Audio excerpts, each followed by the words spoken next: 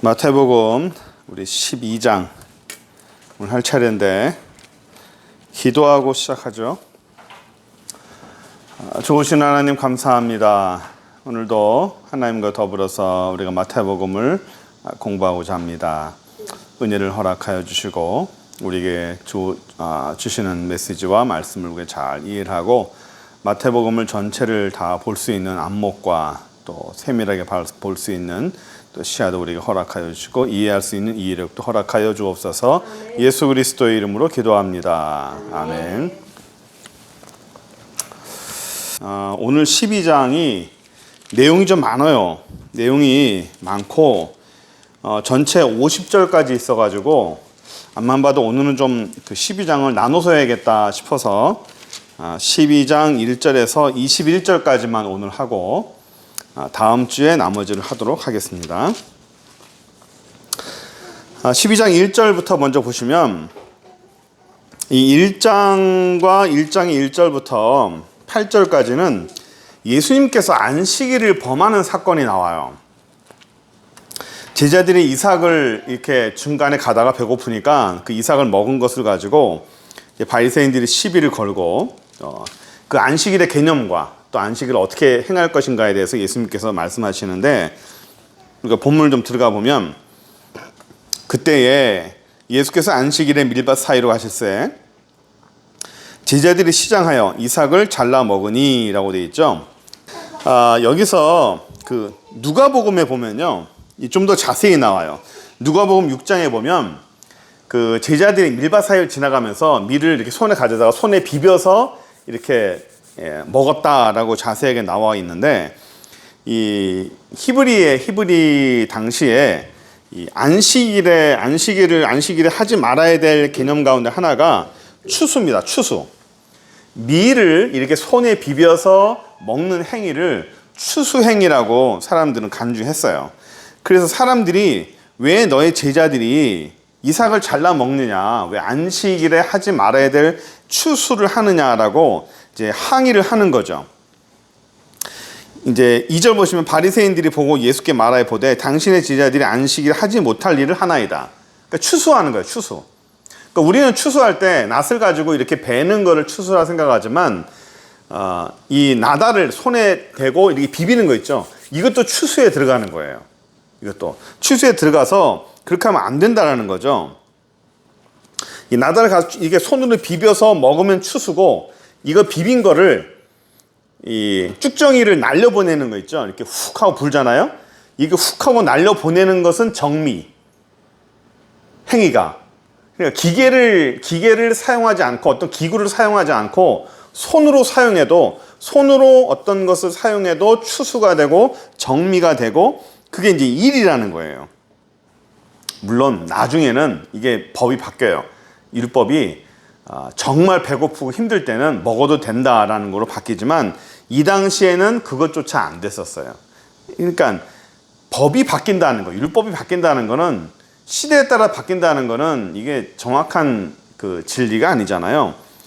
바리새인들이 항상 시비를 겁니다. 왜냐하면 바리새인들은 구전율법,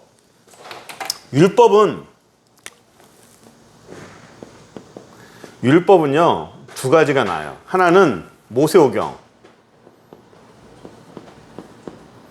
그 일반 율법과 그 다음에 구전율법들이 또 있습니다. 모세오경이나 이런 율법들은 이렇게 글씨로 씌어져 가지고 정확하게 이제 성문법으로 나온 거. 그러나 구전율법은 입으로 전달돼서 우리 전래 동화처럼 전래 율법이에요. 내려온 사람들이 입에서 거쳐 내려온 그런 율법입니다. 이 구전 율법을 지키는 게 바리새인이에요. 그럼 바리새인은 모세오경 이런 걸 안 지키느냐? 똑같아, 다 지켜요. 다 지키는데 구전 율법도 바리새인은 인정을 해요. 바리새인과 또 다른 하나는 사두개인이죠. 사두개인은 구전율법을 인정하지 않습니다. 구전율법을 인정하지 않고 오직 모세오경만 인정을 해요. 그러니까 사두개인하고 바리새인하고 사이가 좋을까요? 나쁠까요? 나빠요. 나쁩니다. 서로 막 나중에 이 예수님 이전에는요, 이 왕조가 있을 때 요 사두개인이 소수의 지배 계급인데, 귀족인데, 이 사람들이 정권하고 같이 결탁을 해가지고 바리새인들을 상당히 많이 죽였어요. 정말 많이 죽였습니다. 그래서 나중에는 이제 바리새인도 자기들이 살아야 돼서 이제 정권과 한번 자기들도 한번 해보겠다 해가지고 이 두 사람이 막 그 안에서 내부에서 막 치고파고 싸우는 일들을 너무 많이 했어요. 나라 전체가 바리새인과 사두개인 때문에 이스라엘이 혼란에 빠졌어요. 혼란에 빠지니까 어느 누구도 이 사람들을 건드릴 수 없고, 또 자기들도 서로 인정하지 않으니까 나라가 혼란스러워지잖아요. 뭐 그러니까 이 나라를 정리해 줄 어떤 큰 힘이 필요하다 해가지고 요 바리새인이요, 요 사람들이 그 로마 군인을 불러요. 로마 군대를 불러서 우리나라를 좀 통치해 주셔서 정리를 해 주십사 하고 로마 군대를 부릅니다. 그래서 로마가 이스라엘을 통치하기 시작한 거예요. 결국 이 사람들이 자기들이 부른 거예요. 자기들이 불렀던 로마인들한테 이 사람들이 결국 망해요. 하여튼 바리새인하고 사두개인하고 싸우는 내용 보면, 역사적으로 보면 굉장히 복잡하고, 지금 우리는 그 역사를 보려고 하는 게 아니라, 바리새인이 예수님에게 시비를 건 이유가 바로 이 구전율법입니다. 안식일을 지켜라. 안식일을 지켜라 하는 것은 모세오경에 나와 있는 중요한 율법의 가장 중요한 개념이죠. 그런데 안식일을 어떻게 지킬 것이냐, 어떤 식으로 지킬 것이냐 하는 게 구전율법이에요. 39가지 조항이 있어요. 39가지 조항. 뭐 추수에 대한 거, 어떻게 추수해야 되는지, 추수할 때는 어떤 걸 하지 말아야 되는지, 뭐 이 타작하지 말아야 되고, 뭘 하지 말아야 되고, 또 뭐 가죽 만들 때, 피형 만들 때, 뭐 죽이고 빼낼 때, 이런 일을 어디까지가 안식일인지, 뭐 달에 불 켜는 거, 불 만드는 거, 뭐 여러 가지 다 있어요. 그래서 그 모든 것들을 해야 되냐 말아야 되느냐, 그런 어떤 세부적인 것까지 쫙 만들어 놓은 게 이 구전율법입니다. 안식일의 구전율법이에요. 뭐 건축에 관한 것도 있어요.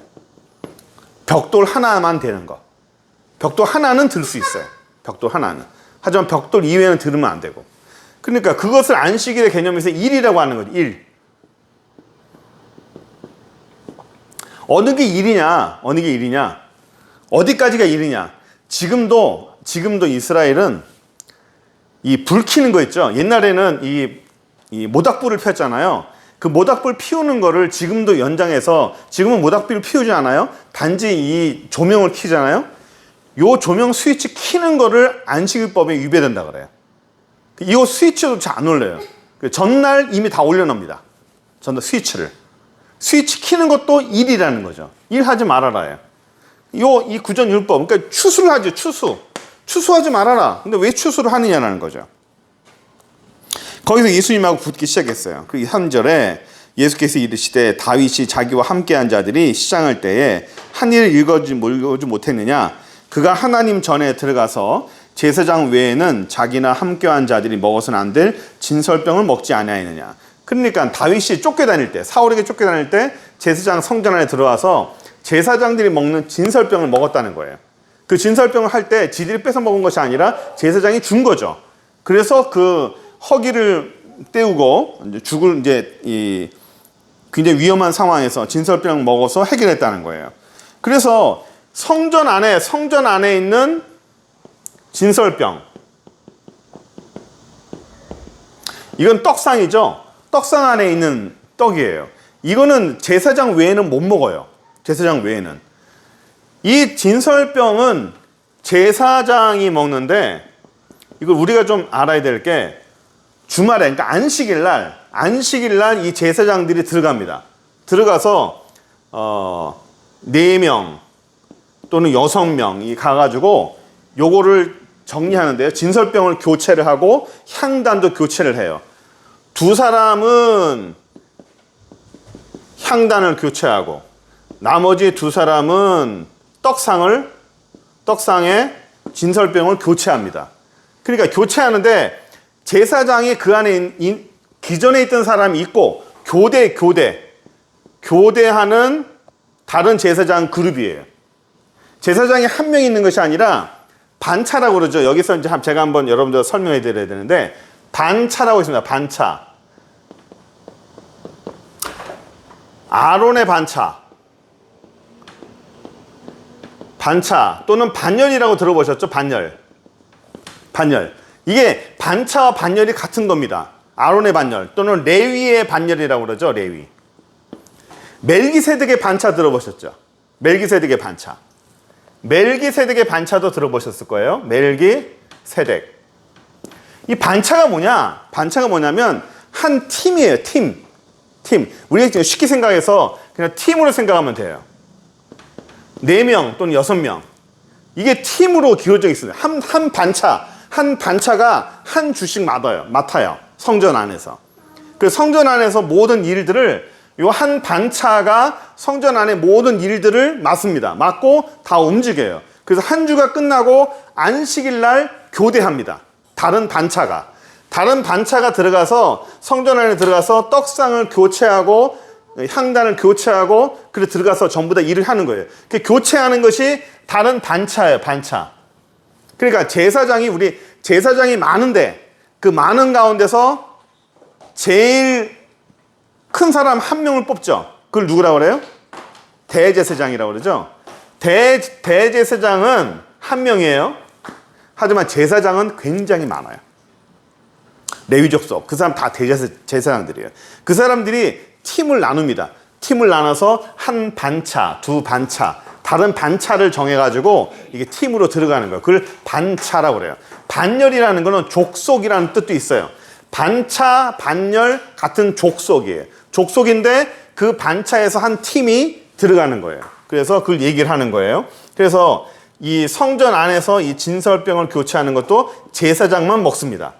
진설병은 제사장 외에는 못 먹어요. 우리도 그 성찬식 할 때 성찬식 하고 남은 거는 주로 누가 먹죠?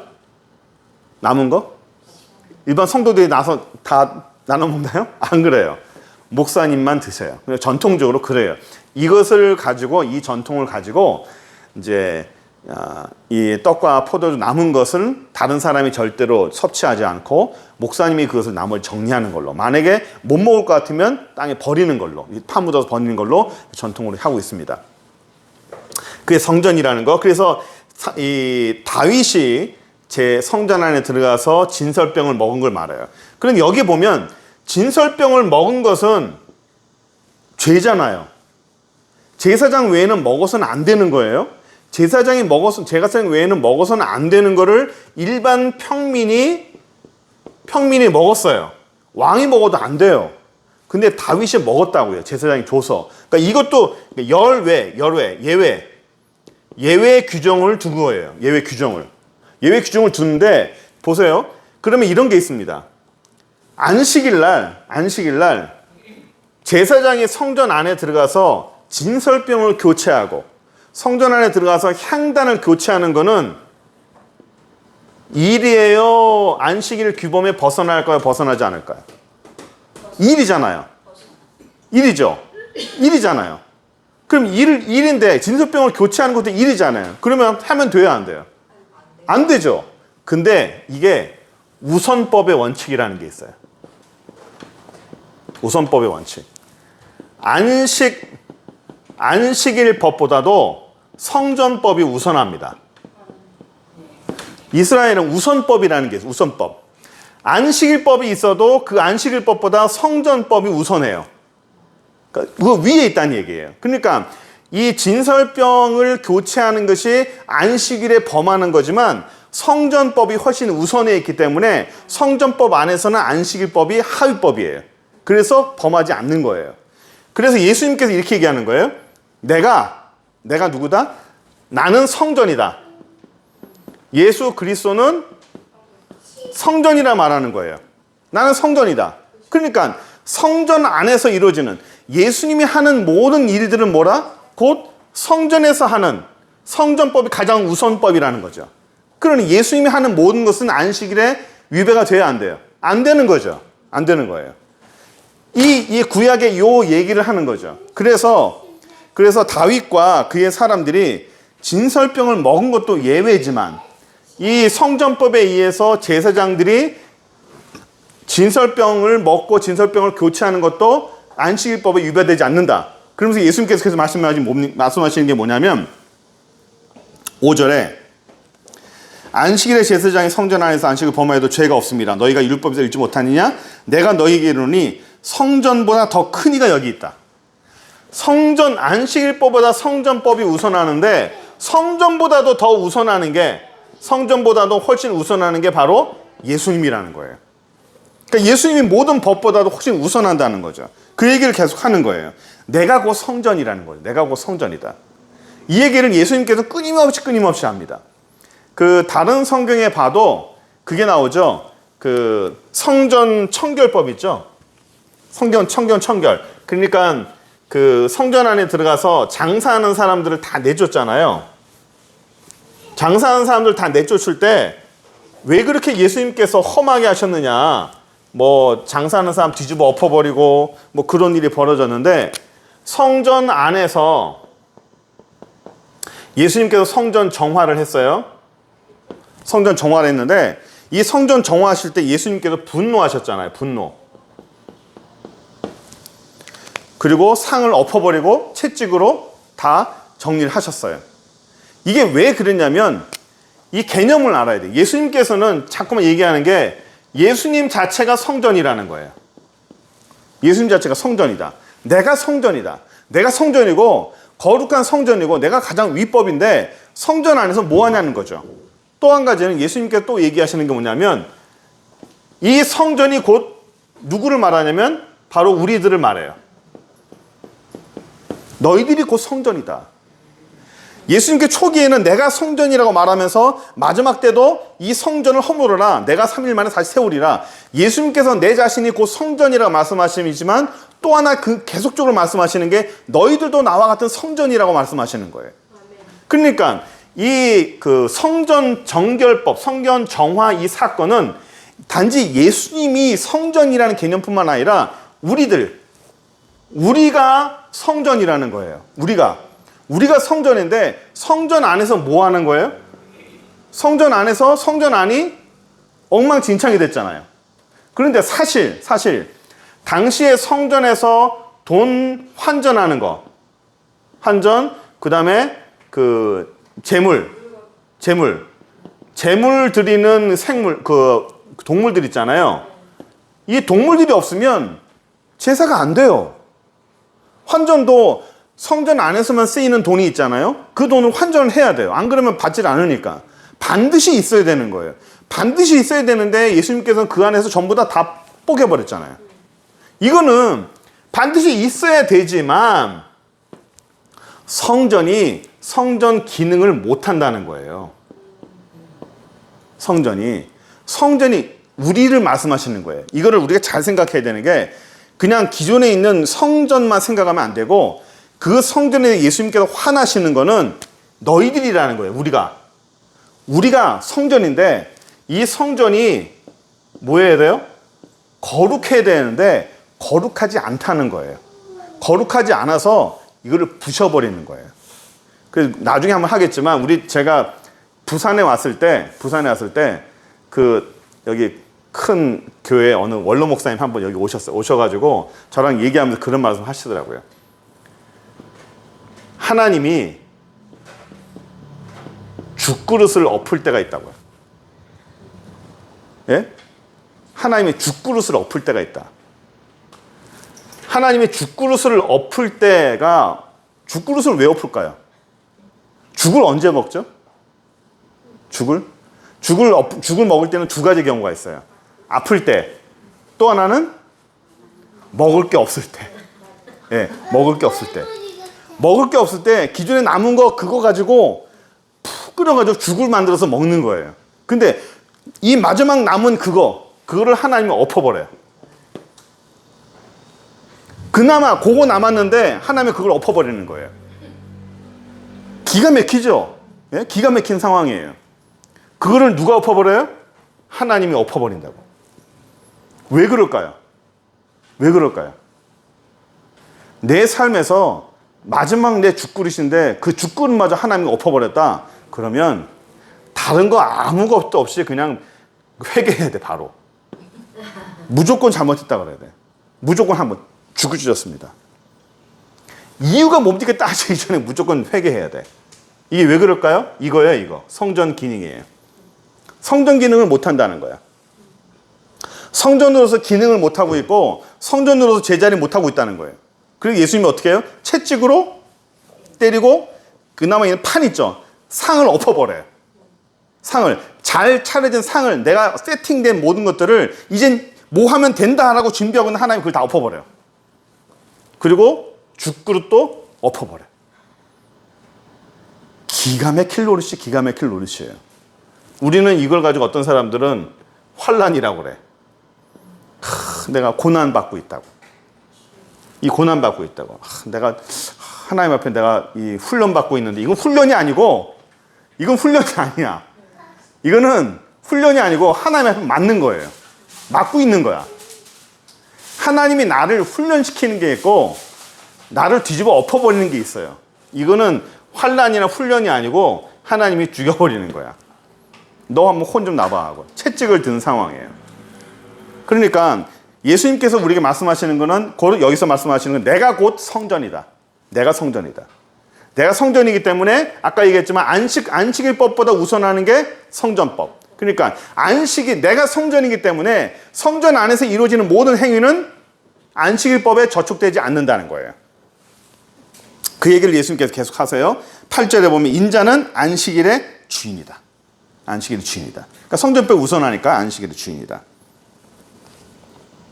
그리고 마지막 보시면 인자를 볼 건데 이 인자라는 말을 이게 참 어려운 말이에요. 인자. 에스겔에도 나오죠. 인자.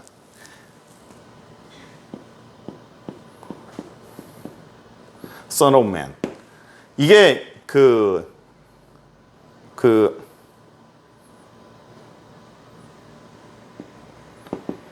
벤 아담.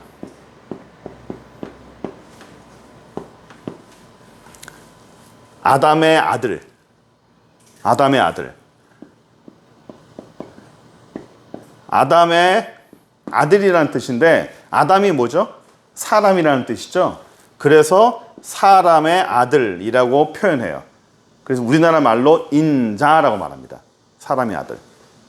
이게 사실은 이 인자라는 단어가 이게 신학적으로 굉장히 깊어요. 깊고 그냥 단순하게 그냥 이걸 설명하기는 참 어려워요.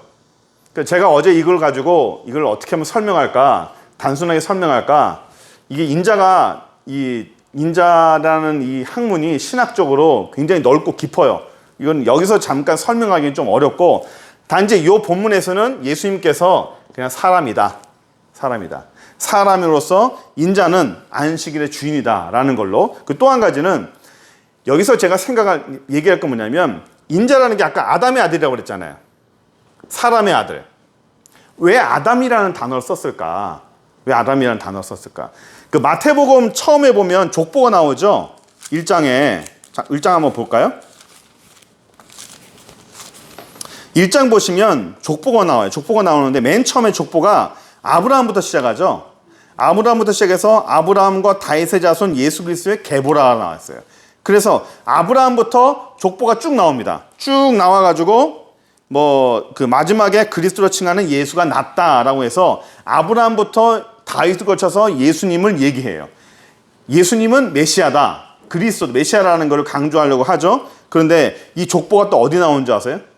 사복음서에? 누가복음에 나와요. 누가복음 펴볼까요? 누가복음 3장 보세요. 누가복음 3장 38절. 누가복음 3장 3장 보시면 3장 23절 보시면 예수께서 가르침 시작할 때 항상 3세진이 요셉의 아들이니 요셉의 위는 헬리오. 족보가요. 요셉부터 시작해요. 그러니까 예수님의 아버지부터 시작합니다. 예수님의 아버지부터 시작해서 어디까지 가는 줄 아세요? 쭉 올라가 보세요. 보시면 38절 보세요. 38절 보시면 그 위는 에노스요, 그 위는 셋이요, 그 위는 아담이요. 그 위는 뭐라고요? 하나님이라. 마태복음에는 내려가죠. 아브라함부터 그 아래는 누구고 그 누가 낳고 그 아래로 내려가요. 누가복음 3장에서는 위로 올라갑니다. 위로 올라가서 어디까지 올라가요? 하나님까지 올라가요. 하나님까지. 그러니까 여기서는 뭘 말하냐면 예수님은 하나님의 아들이라는 거예요. 아담을 얘기하잖아요. 아담의 아들이라는 거는 내 아버지는 하나님이라는 거예요. 마태복음에서는 아브라함부터 시작하고 다윗부터 시작한 얘기는 아브라함과 다윗이 거기서부터 메시아가 나온다고 예언이 되어 있어요. 그래서 예수님은 메시아라는 걸 강조하려고 다윗의 자손이요. 메시아라고 하잖아요. 다윗의 자손이요. 맹인들이 다윗의 자손이요. 다윗의 자손 얘기하죠. 그것은 메시아가 다윗의 자손이라고 예언이 되어 있었어요. 그래서 그 예언의 말씀을 유대인들에게 예언의 말씀에 그 사람이 바로 예수 그리스도라는 걸 말씀하기 위해서 마태복음에서는 아브라함과 다윗의 자손이라고 얘기한 거예요. 마태복음의 수신자가 누구죠? 유대인이에요. 유대인. 그러니까 유대인들한테는 메시아가 다윗의 자손이라는 걸 알기 때문에 아브라함과 다윗의 자손의 계보라고 시작하는 거고, 누가복음에서는 예수님의 거꾸로 올라가죠. 예수님의 조상은 아브라함에서 끝나는 것이 아니라 그분의 조상은 아담이요 하나님이라는 거예요. 결국 하나님의 아들이라는 거죠. 여기 인자라는 건 바로 그런 거예요. 아담의 아들이라는 게 아담의 위가 누구예요? 하나님이라는 거죠. 하나님이 내 아버지라는 거예요. 하나님이 내 아버지라는 걸. 그걸 강조하기 위해서 인자를 얘기하는 거예요. 그래서 인자는 하나님의 아들은 안식일의 주인이다라는 것을 계속 말하고 있어요. 다음, 안식일에 손 마른 자.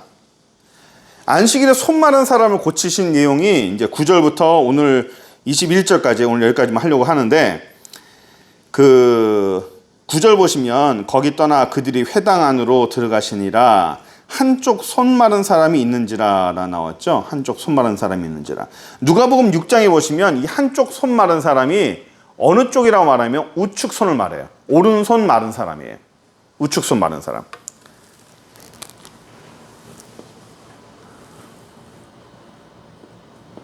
우측, 좌측.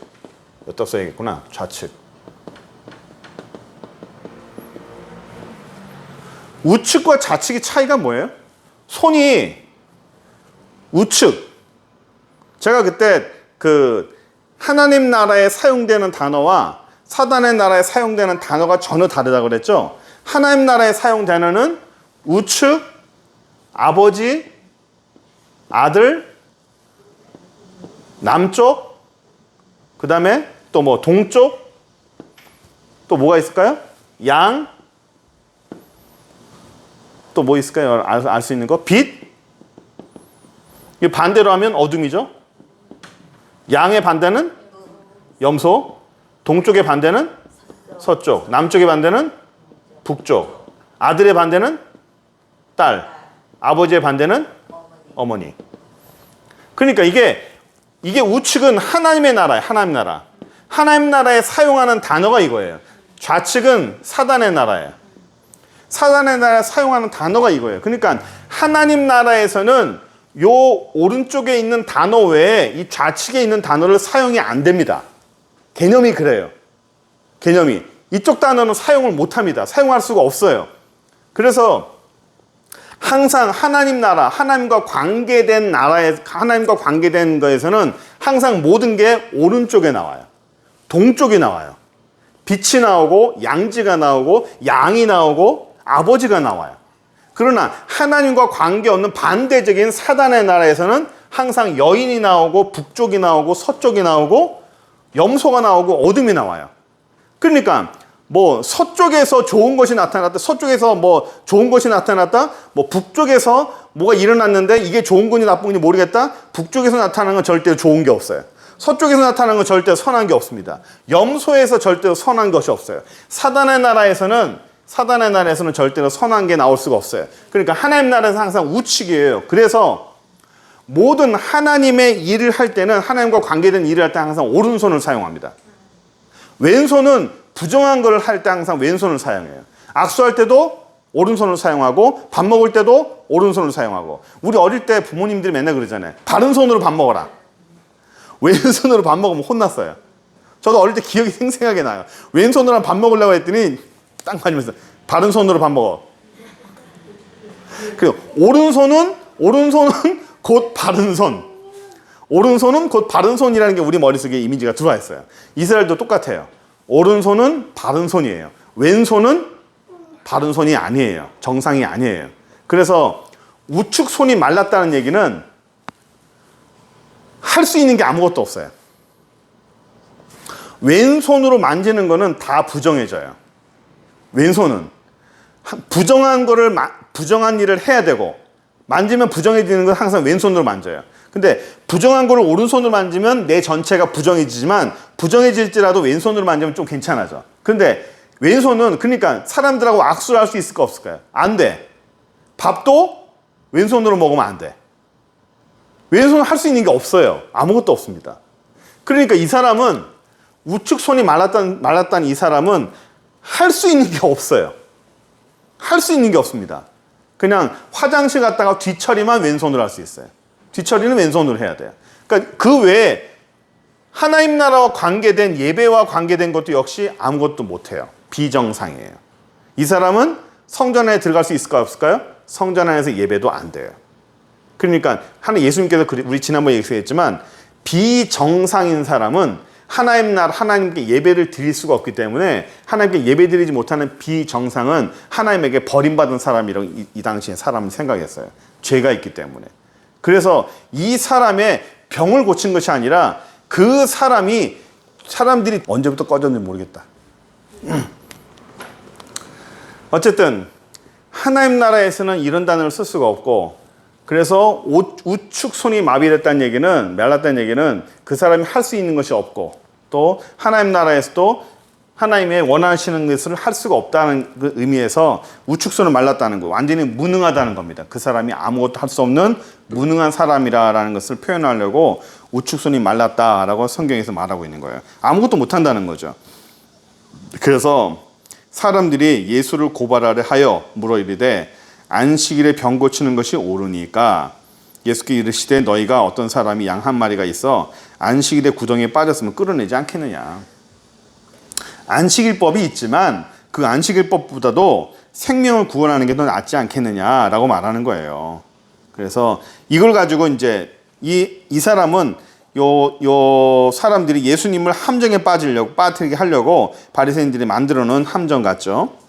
12절에 사람이 양보다 얼마나 귀하냐, 그러므로 안식일에 선을 행하는 것이 옳으니라 하시고, 이에 그 사람에게 이르시되 손을 내밀라 하시니 그가 내밀매 다른 손과 같이 회복되어 성하더라라고 되어 있어요. 손을 내밀라 하심에 손을 내밀었더니 성하였더라. 제가 이것도 지난번에 한번 얘기한 적이 있었는데, 손을 내밀라, 팔이 굳어버렸고 말라버렸는데 손을 어떻게 내밀라 그럴까요? 제가 손 마른 사람을 저도 한번 직접 봤어요.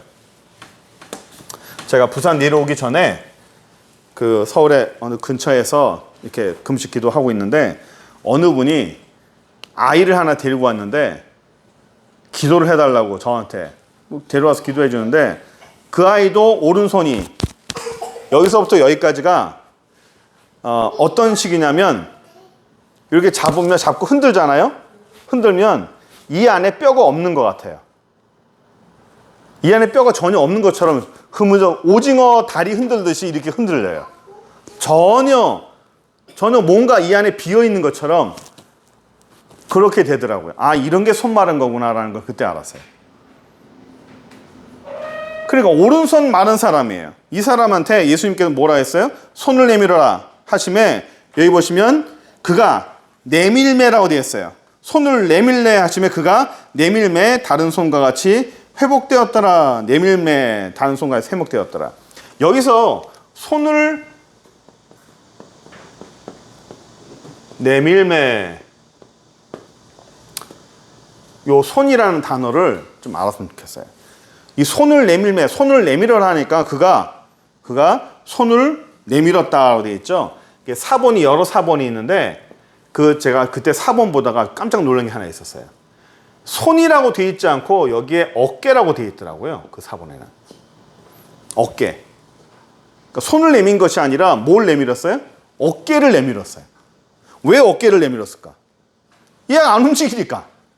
얘가 안 움직이니까 우리는 보통 손 내밀으면 어느 게 먼저 나가요? 손이 먼저 나가죠. 손을 내밀어라 하면 손이 먼저 나가요. 근데 손이 굳어버려서 아무것도 안 되니까 손을 내밀고 싶은데 손을 내밀라 하니까 뭐가 나왔어요? 어깨가 먼저 나왔다고요. 어깨를 내밀었다고. 어깨를.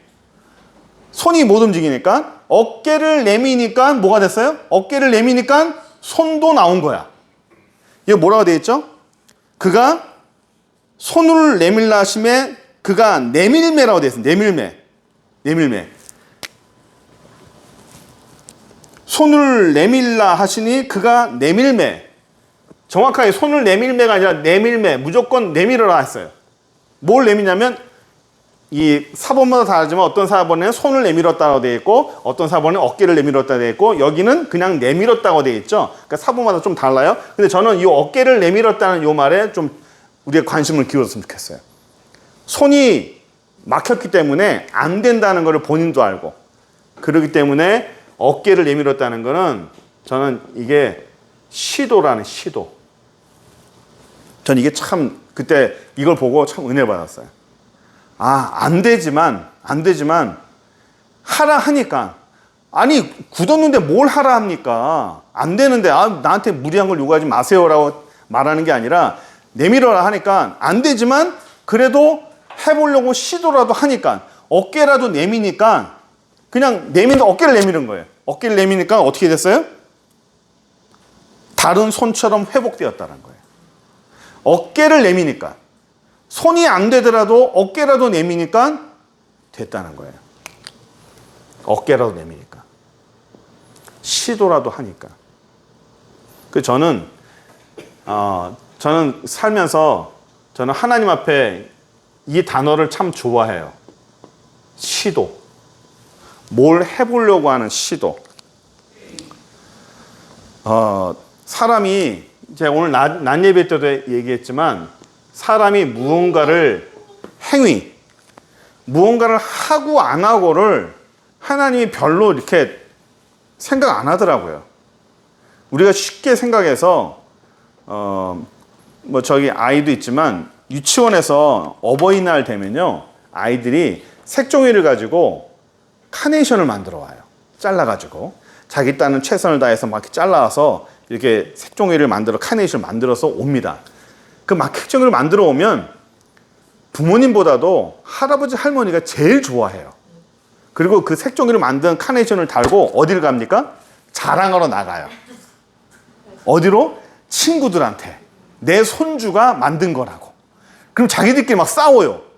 내 손주가 만든 게 더 이쁘다고. 야, 네 손주가 만든 건 그건 아무것도 아니다. 내 손주 봐라. 이게 얼마나 벌써 미술의 창작력에 벌써 기능이 보인다 하면서 나중에 미대 보내고 진짜 유명한 사람이 될 거라면서 손재주만 봐도 벌써 얘가 큰 힘이 될지 안다면서. 그런데 사실 내 손주니까 이쁘죠. 왜 서로 싸우는 줄 아세요? 내 건 이쁜데 다른 그 할배 거 보면 개판이거든. 저런 거 아이고 저걸 어디 갖다 쓰나. 사실 까놓고 얘기해서 내 손주가 만든 거니까 이쁘지 그거를 다른 데다 내놓으면 누가 그걸 눈이나 보겠어요? 어디다 보겠어요? 뭘 하겠습니까? 어디다 써먹겠어요? 그러니까 우리가 하나님 앞에 내가 뭔가를 했다라는 거는 유치원 아이들이 할아버지에게 만들어준 카네이션과 똑같아요. 내가 하나님께 뭘 했다? 내가 하나님을 위해서 뭔가를 애썼다? 내가 주를 위해서 이만큼 했다? 하나님이 그거 가지고 뭘 하겠습니까? 예? 그걸 어디다 쓰겠어요? 나야 정성을 다해서 하나님께 드리니까 우리 하나님이 기뻐 받으시겠지? 맞아요. 하나님 기뻐 받으세요. 근데 객관적으로 그걸 어디다 써먹겠냐고. 예? 내 딸이니까 내 손주가 하는 거니까 그게 이쁜 거지. 그 시도함과 그 노력함이 이쁜 거지 그 자체가 이쁜 거냐고요. 그 자체가 객관적으로 진짜 훌륭한 거냐고. 아니에요. 그 자체는 객관적으로 훌륭한 것도 아니고 어디 써먹을 것도 없어요. 하나님께 하려고 하는 시도와 하나님께 하려고 하는 노력을 하나님이 기뻐하시는 것이지. 예? 결국 저는 이렇게 생각합니다.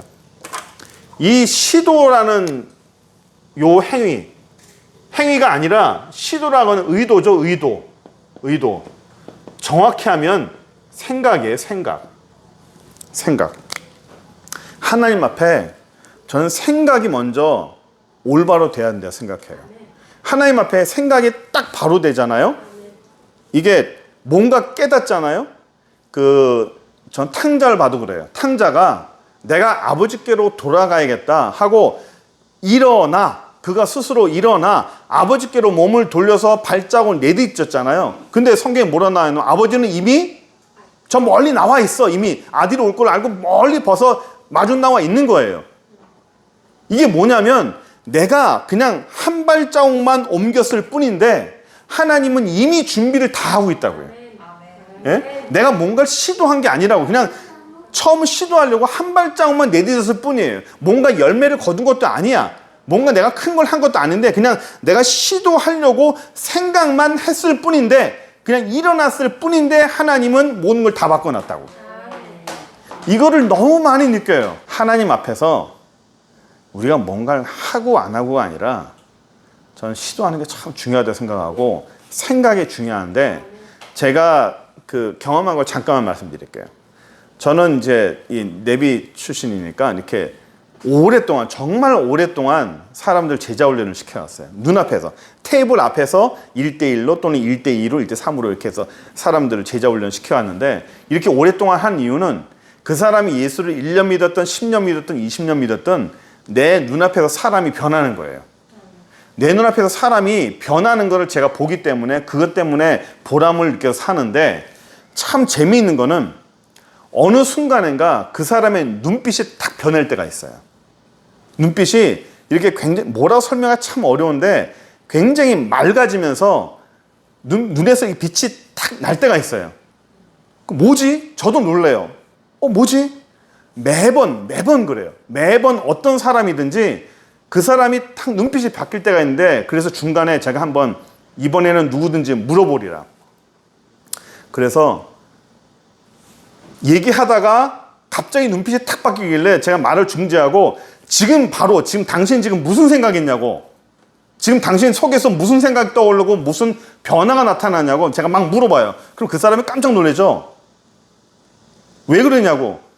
일단 지금 당신한테 나타난 변화나 뭔가 어떤 것이 있는지 뭐든지 얘기해 보라고 했더니 지금 자기가 뭔가 크게 깨닫고 내 생각이 바뀌었다는 거예요.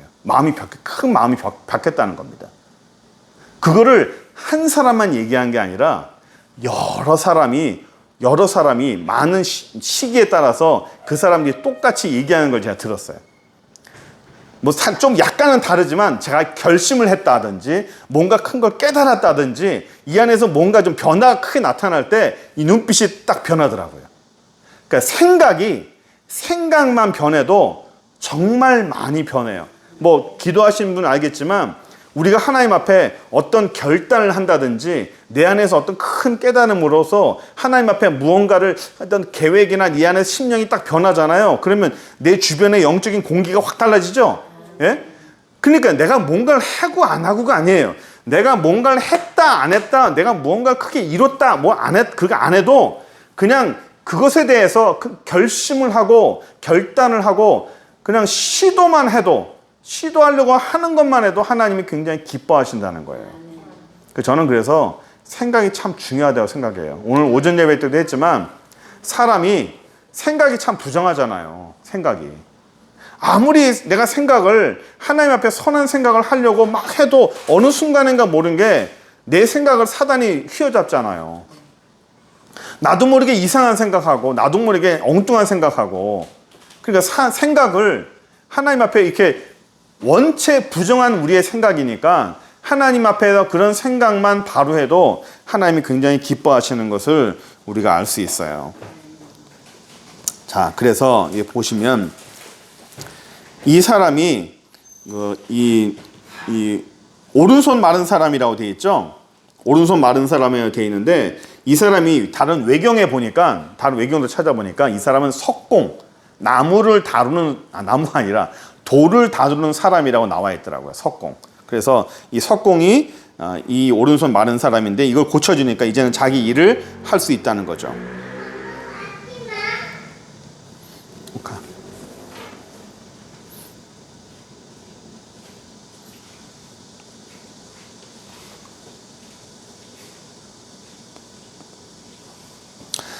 14절 보시면 바리새인들이 나가서 어떻게 하여 예수를 죽일까 의논하거늘 예수께서 아시고 거기 떠나가시니 많은 사람이 따랐는지라 예수께서 그들의 병을 다 고치시고 자기를 나타내지 말라 경고하셨으니 이는 선지자 이사야의 말씀하신 바라고 되어 있죠. 예수님께서 따르는 자들의 병을 다 고쳤어요. 고치고 자기를 나타내지 말라라고 경고하신 것은 너무 시끄러우니까 예수님을 이렇게 함정을 빠뜨리고 예수님에게 이렇게 안 좋은 환경을 만들려고 하는 사람들이 워낙 많으니까 적대감이 고조가 되니까 그것을 하지 말라라고 말씀하시는 거예요. 그러면서 우리가 한 가지 더 하려고 그러는데 20절 보시면 우리가 잘 알고 있는 말씀이에요. 상한 갈대를 꺾지 아니하시고 꺼져가는 심지를 끄지 아니하시는 심판에 이길 때까지 하실 것이다. 그러니까 상한 갈대를 꺾지 않는다. 꺼져가는 심지를 끄지 아니하는다. 그러니까 이 여기 보면 심판하여 이길 때까지 하신다. 이 말은 뭐냐면 심판에서 이길 때까지라는 거는 뭐냐면 하나님의 법이 사람 마음에게서 이길 때까지 하나님의 말씀이 사람한테서 이기는 거예요. 그 심판에 이긴다는 말이 하나님의 어떤 심판의 말씀, 하나님의 능력의 말씀이 사람한테 들어가서 그 사람을 이기는 거예요. 그 사람을 구원하고 그 사람을 살리는 그때까지, 그래서 이기는 걸 말하는 거거든요. 그때까지 하나님은 끊임없이 계속 계신다는 얘기예요. 그래서 상한 갈대를 어떻게 해요? 꺾지 않으시고 꺼져가는 심지를 끄지 않으시고 아무리 소망이 없어도 포기하지 않고 그 사람을 이길 때까지, 그 사람의 죄악이나 그 사람의 더러운 것이나 그 사람의 무능한 것을 이길 때까지. 누가 이겨요? 하나님이 그 사람에게서, 하나님이 그 사람 심령 안에서 이길 때까지 끊임없이 애쓰고 노력하신다는 거예요. 지금 우리 나무도 지금 죽어가지만 죽어가는 것을 하나님이 살리신다는 거예요. 우리의 심령도 죽어가는 것 같지만 더 이상 소망이 없는 것 같지만 소망이 없는 것을 하나님 포기하지 않으시고 그 사람에게서 이길 때까지 인응하신다는 겁니다. 심판을 이긴다는 거예요. 사단이 이기는 것이 아니라 하나님이 이기는 거예요. 사단이 우리 안에 들어와서 사단이 우리를 이기면 우리는 죽는 것이고 하나님이 우리 안에 들어와서 우리를 이기면 우리는 사는 것이에요. 그러니까 바로 그런 말씀이 오늘 말씀이라는 사실. 그래서 이 상한 갈대는 이스라엘 갈대는 많아요. 여러 가지 갈대인데 그 상한 갈대 더 이상 이제 힘이 없이 이제는 더 이상 쓸모가 없이 한번 상하면 그 상한 건 회복이 안 돼요. 회복이 안 됩니다. 더 이상 쓸 수가 없는 거기 때문에 버려지는 거거든요. 버려지는 건데 상하기 때문에 이스라엘의 갈대는 우리나라 갈대와는 조금 달라요. 우리나라 대나무처럼 굉장히 좀 빳빳하게 깁니다. 길어가지고 이걸로 이스라엘에서는 이 갈대로 사람의 회초리를 써요. 예수님을 때린 회초리도 그런 갈대 같은 종류예요. 대나무처럼 굉장히 곧고 길고 탄탄합니다. 그걸로 자를 씁니다. 자. 치수 잴 때 이 갈대로 써요. 그러니까 이게 상하잖아요. 한번 상하면 중간에 꺾여버리니까 쓸 수가 없어요. 다른 걸로 쓸 수가 없는 겁니다. 사용할 수가 없는 거지만 사용할 수가 없어 꺾지 않는다는 얘기는 버리지 않는다는 거예요. 완벽하게 버려버리지. 이제 쓸 수가 없으니까 이제 버려버리지 완벽하게 꺾어버려서 버린다는 얘기 아니라 그럼에도 불구하고 하나님은 꺾지 아니하시고 계속적으로 사용하신다라는 겁니다. 죽이지 않고. 그 다음에 꺼져가는 심지도 완전히 끄지 않고 일어난다는 얘기죠. 그래서 우리의 삶에서 하나님의 은혜예요. 우리에게 들어와서 우리를 이긴다는 거예요. 우리를 이기고 우리 안에 들어와서 사단이 이기는 것이 아니라 우리를 이기시고 우리의 죄의 육신을 이기시고 하나님이 승리하신다는 얘기를 오늘 본문에선 하고 있습니다. 오늘은 우리 21절까지 하고 나머지 22절부터 50절까지는 다음 주에 하도록 하겠습니다. 기도하겠습니다. 전능하신 하나님, 은혜와 사랑을 감사합니다. 예수 안에서 죄를 붙잡아 주시고 우리 안에서 승리하시고 우리 안에서 우리의 죄를 이기시고 우리 나약함을 이기시고 우리 무능함을 이기신 하나님의 능력이 우리에게 반드시 승리를 주시고 하나님이 우리 안에 승리하셔서 우리도 같이 승리하고 우리가 살아나는 그런 은혜와 역사가 나타날 수 있도록 주여 축복하여 주옵소서. 항상 하나님 앞에 시도하게 하시고 노력하게 하시고 우리 하나님 앞에 좋은 생각들, 선한 생각들, 바른 생각을 할 수 있는 저희들 될 수 있도록 인도하여 주옵소서. 예수 그리스도의 이름으로 기도합니다. 아멘.